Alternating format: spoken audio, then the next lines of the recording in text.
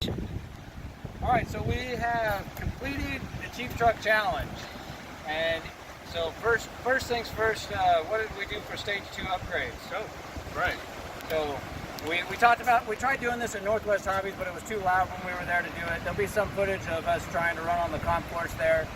The course was way too aggressive for these little trucks, especially running the small tires, class 1 type stuff.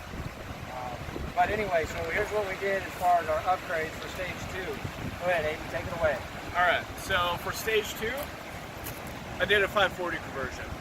So I put a 540 motor in, 3D printed myself a center plate, and I did all steel gears in an HSP transfer case, which is the same thing as a Red Cat transfer case / transmission combo.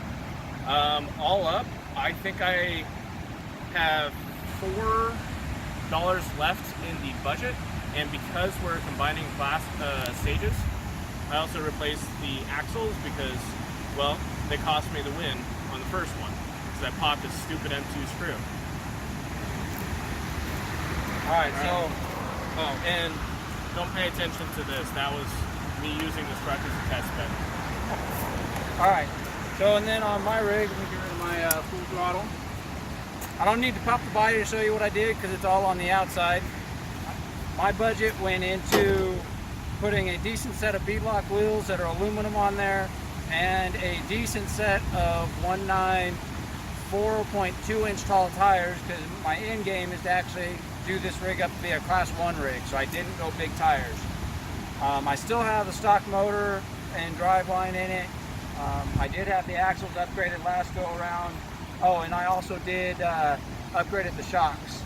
So I think that's all that was actually done on this truck. So it's got axles, shocks, adjustments to the links, a steering servo, wheels and tires on this truck. And yeah, so it did pretty good. So at Northwest, like I was saying, the course was crazy. We comped them there on a comp day. It was loud, obnoxious. We didn't get a whole lot of video because it was a comp day. We were running our other trucks as well. So I'll tag some of that footage at the end. It's not all that exciting. But so we brought them out here to oh, brain fart. Where are we? Jordan Bridge, and out by Scio, and ran them out here today, more in a appropriate terrain. And well, at the end of the day, when it came to performance, we did a lot of similar stuff. Key factors and difference were the throttle control given by running the 540 setup on this truck. Definitely better than the throttle control in the stock drive system that's in the Barrage. The cheaper tires, they're a little bit better at Northwest Hobbies because the gaps on their course were big, but these trucks are just too small for that course in general. Out here, the higher quality tires from Boom Racing showed the benefit there and performed a little bit better out here. All in all, both trucks are more or less the same. However you drive them is what's going to make the difference. So yeah, we've got a bunch of footage coming up. We set up a handful of 5-gate courses. The way we did it is one person set the 5 gates and then had to be the first one through. The other person got to see the problems with it and follow them through. We took turns. We did that twice for 4 sets of runs. Oh, excuse me. So I think out of today's run, I ended up by one gate miss between the 4 runs, which is nothing. I also did pop a gear, most likely in the transmission. The stock transmission's got plastic gears in the ESC. I haven't, or in this blah blah blah blah blah blah blah. Plastic gear. Anyway, I haven't opened it up to find out what actually broke, but I do have a gear that is down at least one tooth. But it did complete the course even with the screaming gears. Surprisingly. Yeah. So, Hayden, what do you think? I think they're practically identical. On the artificial course, I won out of the 2 of us, but it still did not do well.